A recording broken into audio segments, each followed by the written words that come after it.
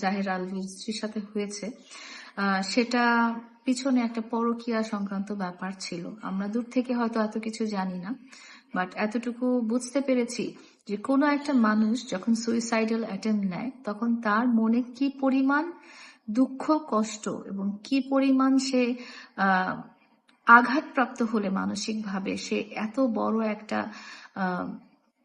পদক্ষেপ নিতে পারে। কারণ তার একটা সুন্দর ফুটফুটে শিশু সন্তান আছে, যাকে আমরা সোশ্যাল মিডিয়াতে প্রায়ই দেখি, এবং তাদের দুজনের মা এবং সন্তানের দুষ্টু মিষ্টি কথাগুলো আমাদের এখনো কানে বাজে। এত সুন্দর একটা সন্তানের মায়া ছেড়ে যখন একটা মা বা যখন কারো স্ত্রী আত্মহত্যা করার মতো একটা সিদ্ধান্ত নিয়ে ফেলে, তখন সেটা বুঝতেই হবে যে তার পিছনে খুব বিশাল বা বড় একটা কারণ আছে। এবং আমি সবসময় যেটা বলে থাকি যে এক্সট্রা ম্যারিটাল অ্যাফেয়ার বা পরকীয়া, যেটার জন্য আমাদের দেশের হাজার হাজার সংসার ভেঙে যাচ্ছে, হাজার হাজার শিশুরা তাদের মা বাবাকে আলাদা হতে দেখেছে, যেটার জন্য সংসারে এই ধরনের সুইসাইডাল অ্যাটেম্পট হচ্ছে এবং অনেকেই মারা যাচ্ছে, যাদের অপমৃত্যু হচ্ছে, তার একটাই কারণ হচ্ছে পরকীয়া। এবং আমি আজকে সোশ্যাল মিডিয়া ভিজিট করে যেটাই বুঝতে পারলাম যে এই ধরনের ইকরা আপুর সাথে এই ধরনের ঘটনা ঘটার কারণটাই হচ্ছে এক্সট্রা ম্যারিটাল অ্যাফেয়ার।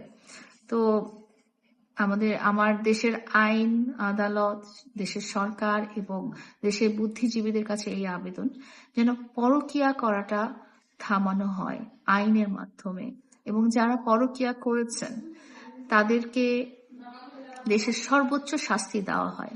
কারণ পরকীয়ার মাধ্যমে শুধু দুটো মানুষ আলাদা হয়ে যাচ্ছে বা দুটো মানুষের মধ্যে অশান্তি হচ্ছে এটাই না, পরকীয়ার কারণে দুটো সংসার এবং সংসারের সাথে সংযুক্ত দুটো বিশাল বৃহৎ পরিবার এবং সন্তান বা শিশু সন্তান যারা আছে তাদের ভবিষ্যৎ অন্ধকার, এই ধরনের খারাপ কিছু ঘটনা ঘটে যাচ্ছে এবং এই জন্য দায়ী পরকীয়াকারীরা। সুতরাং যারা পরকীয়া করে যাচ্ছেন, যারা জেনেও মানুষের সংসার আছে বা সম্পর্ক আছে বা সন্তান আছে, জেনেও যারা পরকীয়ার কাজে লিপ্ত থাকে, তাদের শাস্তি হিসেবে আমি মৃত্যুদণ্ড কামনা করি সরকারের কাছে। আর আমি এটা বলতে চাই যে যিনি চলে গেছেন তাকে তো ফিরিয়ে আনার কোনো উপায় নাই, কিন্তু এই ঘটনা বা দুর্ঘটনা থেকে আমরা সবাই যেন সাবধান হয়ে যাই।